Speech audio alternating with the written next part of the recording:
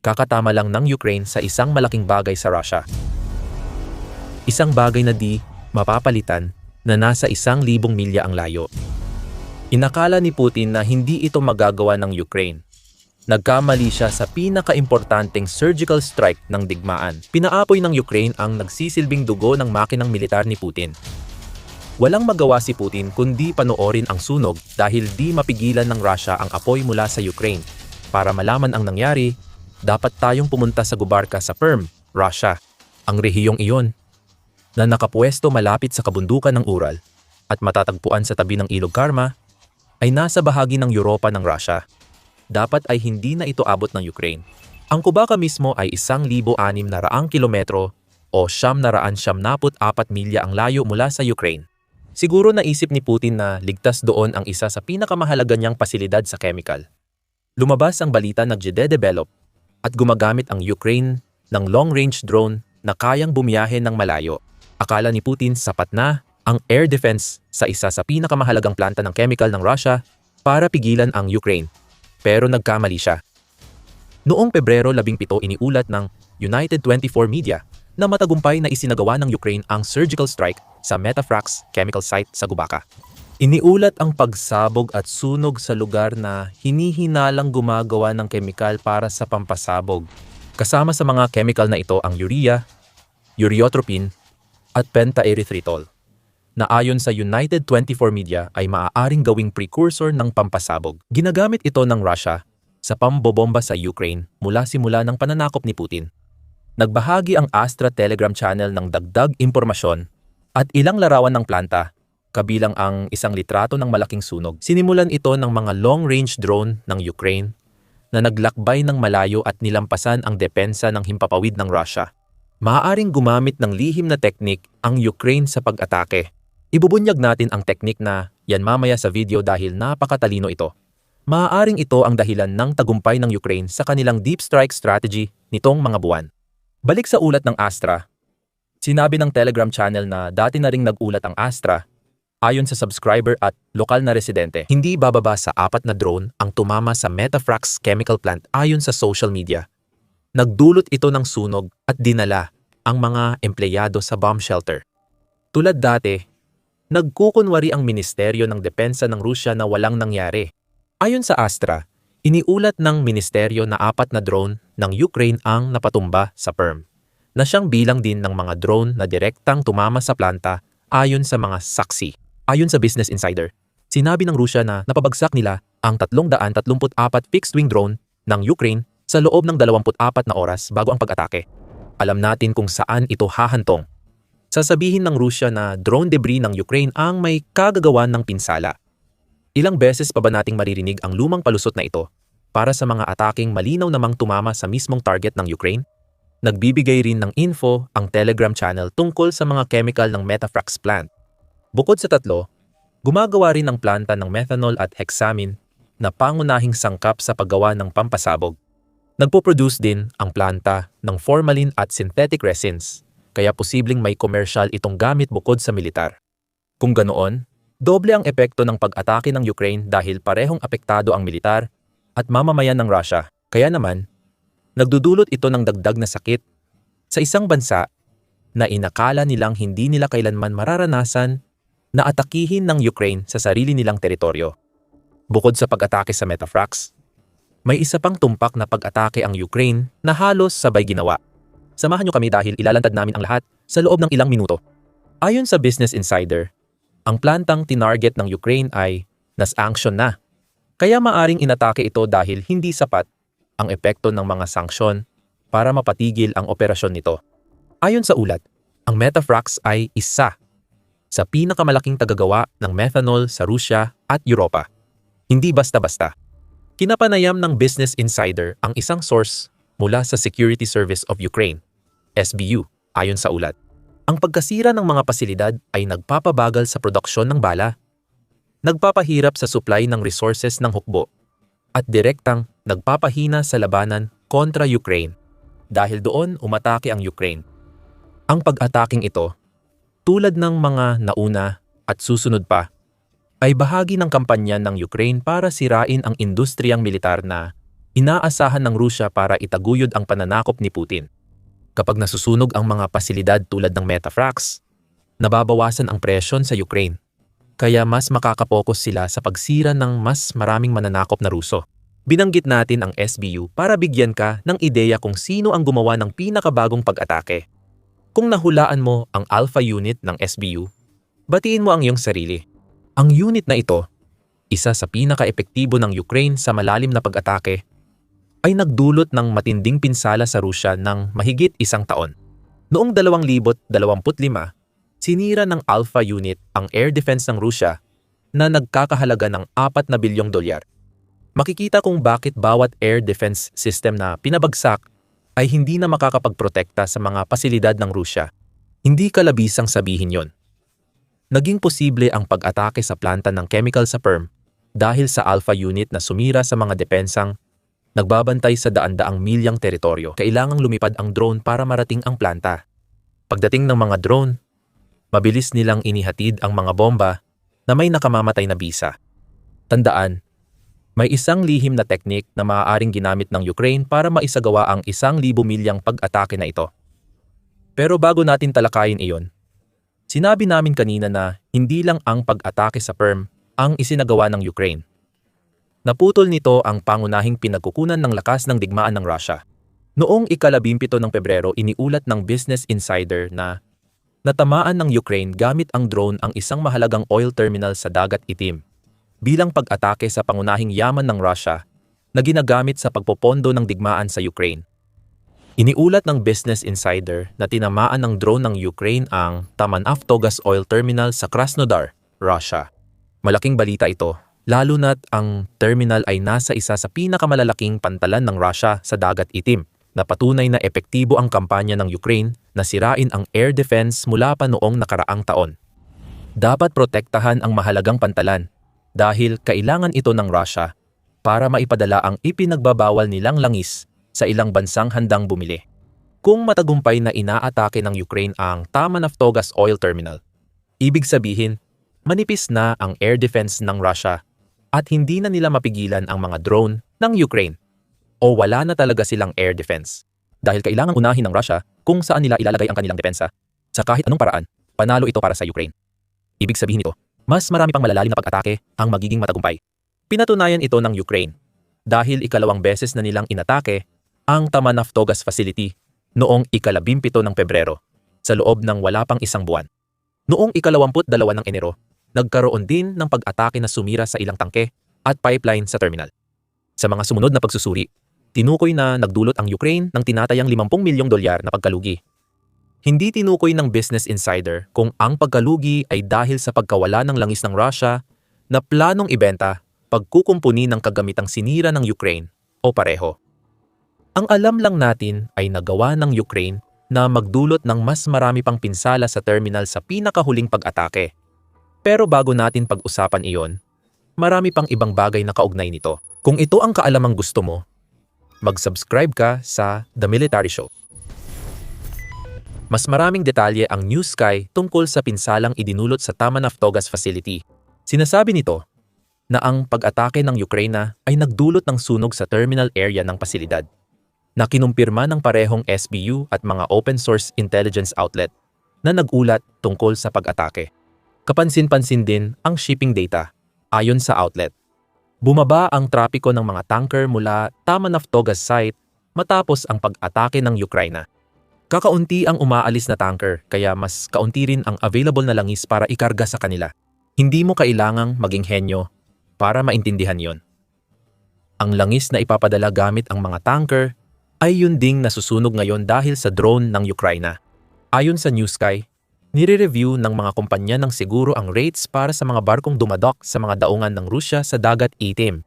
Kinumpirma ng Reuters ang pahayag na iyan noong Enero, kung saan iniulat nila na tumaas na ang mga rate para sa mga barkong naglalayag sa rehiyon. Matapos tamaan ng hindi pa natutukoy na mga drone ang 2 oil tanker na pinamamahalaan ng mga Griego sa rehiyon ng Dagat Itim, nagdulot ang mga pag-ataking iyon ng pagtaas ng gastos sa war insurance hanggang 1% ng halaga ng barko mula sa dating mga rate na 0.6% at 0.8% noong Disyembre 2025. Iyan ang pinakamataas na rate mula 2023 at palatandaan ng problema sa mga daungan at tanker ng Rusya sa Dagat Itim. Nakikita nating nagbubunga na ang plano ng Ukraine. Ang bawat pag-atake sa oil logistics ng Rusya sa Dagat Itim ay layuning magdulot ng matinding pinsala. Pinakahalata ang pinsalang ito dahil sa perang direktang nawawala sa Rusya. Hindi na pwedeng ibenta ang nasunog na langis at kailangang ayusin ang sirang terminal bago magamit ulit. Hindi gaanong nababalita pero nagpapahirap din sa Rusya ang pangmatagalang pinsala tulad ng pagtaas ng insurance rates. Tandaan na ang Rusya ay nagpapatakbo ng isang napakalaking shadow fleet ng mga barko para mailabas ang kanilang langis mula sa bansa.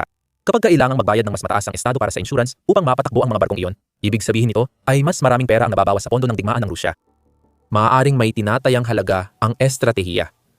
Ayon sa isang shipping magazine sa Ukraine, gumastos ang Rusya ng $14 bilyong para sa fleet na higit 400 tanker ng kanilang shadow fleet. Sa Mayo 2025 makakakuha ang Rusya ng mga lumang tanker sa halagang $35 milyong bawat isa.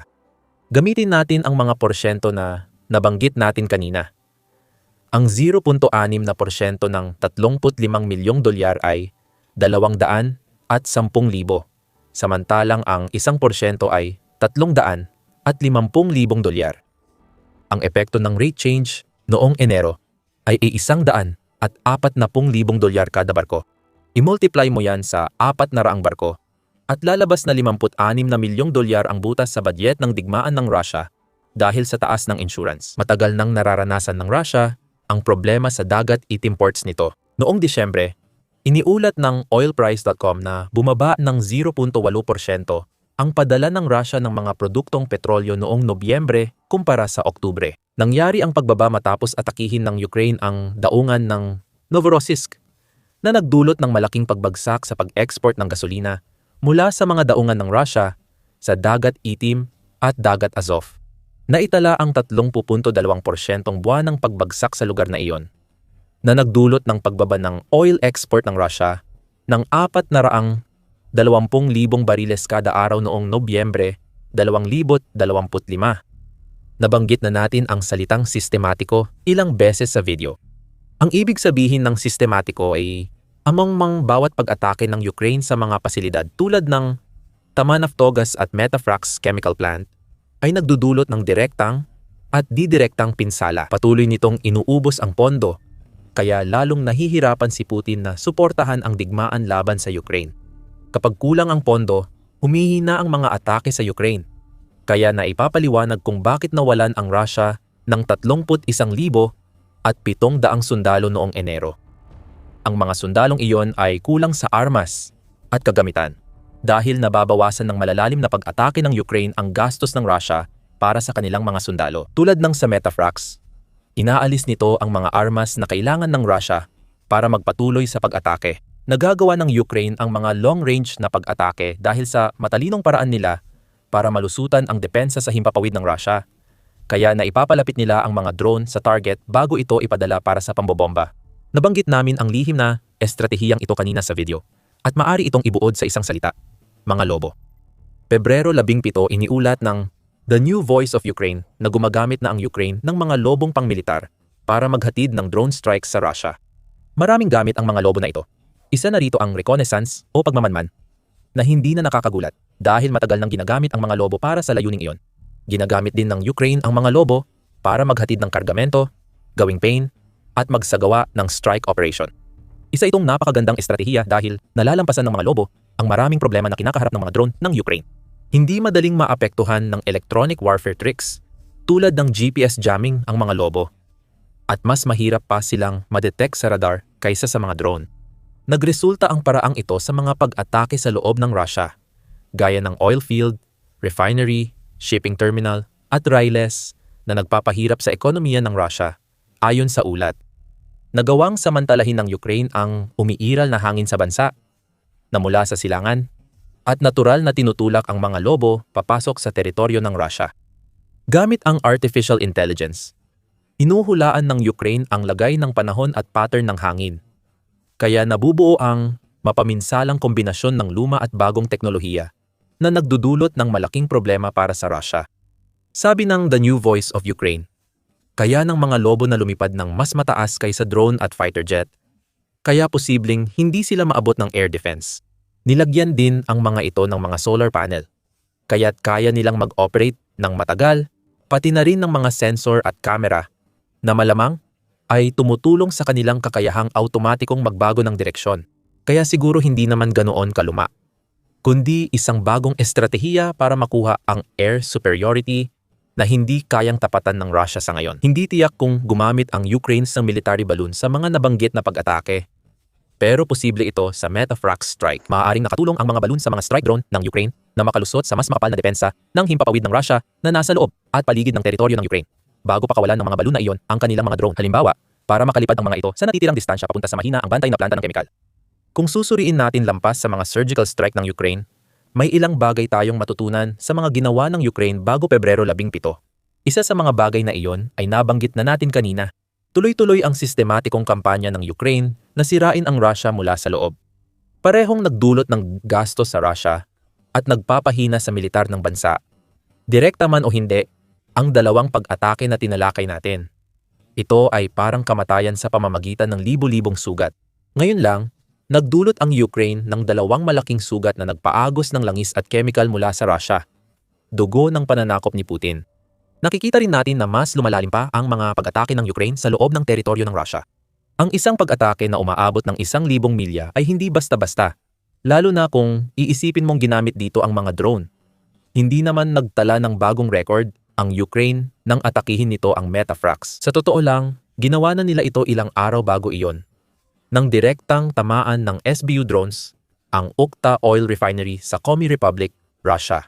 Walang malaking pinagkaiba ang pag-ataking iyon sa Metafrax at sa Ukhta Refinery. Umabot ng 1,000 at 700 at 50 kilometro or 1,087 milya ang nilipad ng mga drone ng Ukraine. Mas mababa lang ng wala pang 70 milya ang pag-atake sa Metafrax kumpara doon. At pareho nilang pinapakita na mas nagiging kampante ang Ukraine sa pag-atake sa malalayong lugar sa loob ng teritoryo ng Russia. Iyan ang magpapabahala kay Putin. Ngayon, ang mga pasilidad na inakalang ligtas at itinago niya sa kaloob-looban ng Russia ay nagiging target na ng Ukraine. Dapat mong tandaan na inilalayo ng Rusya ang mahahalagang ari-arian mula Ukraine para iwasan ang mga drone. Ngunit hindi na sigurado ang estratehiyang ito ngayon. Kahit pa magtayo ang Rusya ng mga pabrika, mas malalim pa sa loob ng kanilang teritoryo. Ibig sabihin lang nito ay magkakaroon ng matinding problema sa lohistika na magdudulot ng mas matagal na pagdating ng mga kagamitan sa front lines. Muli, ito ay sistematikong pagwasak, direkta at hindi direkta. Bukod dito, gumagawa rin ang Ukraine ng deep strike campaign bilang kalamangan bago ang peace talks sa Geneva. Ipinapakita ng Rusya ang Ukraine na parang malapit ng bumagsak. Sinasabi nilang gumuho na ang militar ng Ukraine at hindi kayang labanan ang makapangyarihang Rusya at kung ano-ano pang kalokohan. Sa tuwing nakakagawa ang Ukraine ng mga pag-atake, tulad ng nakita natin sa Perm at sa Dagat Itim, nababasag nito ang kwento na sinusubukang buuin ni Putin. Tulad ng binanggit ng News Sky, ang mga pinakabagong pag-ataking ito ay nagpapahiwatig na hindi tinitingnan ng Ukraine ang negosasyon para sa kapayapaan bilang dahilan para bawasan ang pressure na ibinibigay nila sa Rusya. Bakit naman sila titigil? Hindi tumitigil ang Rusya sa long-range attacks. Gusto ng Ukraine ipakita na kaya ng kanilang drone at missile abutin ang mga target sa loob ng Rusya at magpapatuloy sila habang pinapatagal ni Putin ang kanyang bigong pananakop. Tulad ng binanggit ng Forbes, malawakang pinahina ng mga drone strike ng Ukraine ang pangmatagalang kakayahan ng Rusya sa pakikidigma. Yun ang punto. Kapag may drone na tumama sa target ng Rusya, napapakita nitong mas mahina ang Rusya kaysa sa sinasabi ni Putin. Tinatawag itong leverage. Ito ang maaaring gamitin ng Ukraine para makuha ang kailangan nila sa mga pag-uusap ukol sa kapayapaan.